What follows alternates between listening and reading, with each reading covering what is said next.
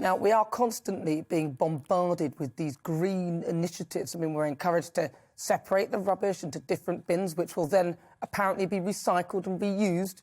People gluing themselves to motorways to force us to insulate our homes, electric cars, green zones, congestion charges. I mean, the list is just endless.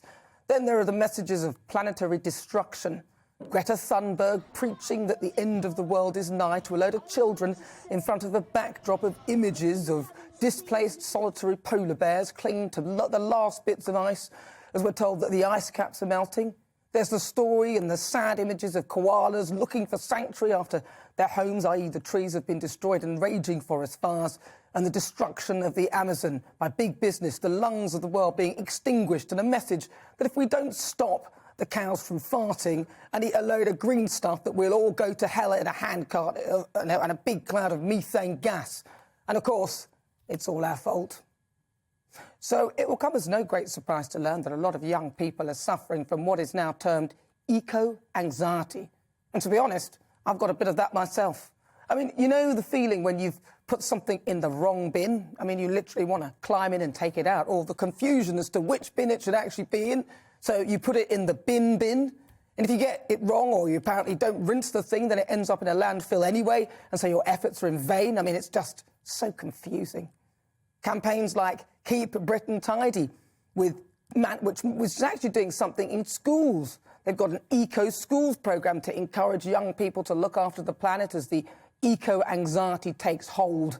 It's just unbelievable. These campaigns and schemes are springing up all over the place, and the children are encouraged to do everything they can to try and slow down climate change. Now, I totally agree with clearing up after yourself and not polluting rivers, etc. But the magnitude of the task is overwhelming to young minds, whom we are frightening witless into the belief that there won't be a planet for them in the future. Even the AA, they're encouraging driving instructors to teach in electric cars because they say it will help with their mental health so that they can achieve inner harmony. They've launched a new fleet of electric cars to attract eco-conscious young people. I mean, please.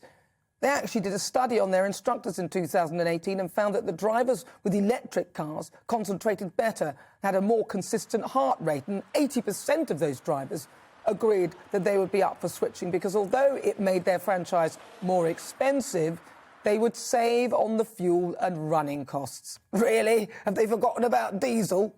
Now, I'm not saying that it's a bad thing to encourage young people to be mindful of their environment and that recycling is bad. But what I am saying is that we must be aware of the anxiety and helplessness that constantly pushing the narrative in this way will ultimately create. And then there's the guilt.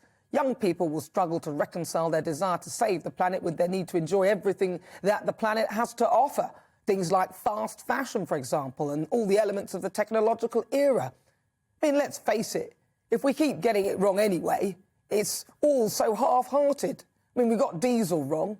This net zero thing is a joke and looks to me like a cash grab. I'm not quite sure the science even supports it. We simply aren't serious. I mean, COP26 was an absolute joke. If we really want to make a difference, big business will need to change the way it operates, and the world will need to act in unity, which I can't see happening anytime soon.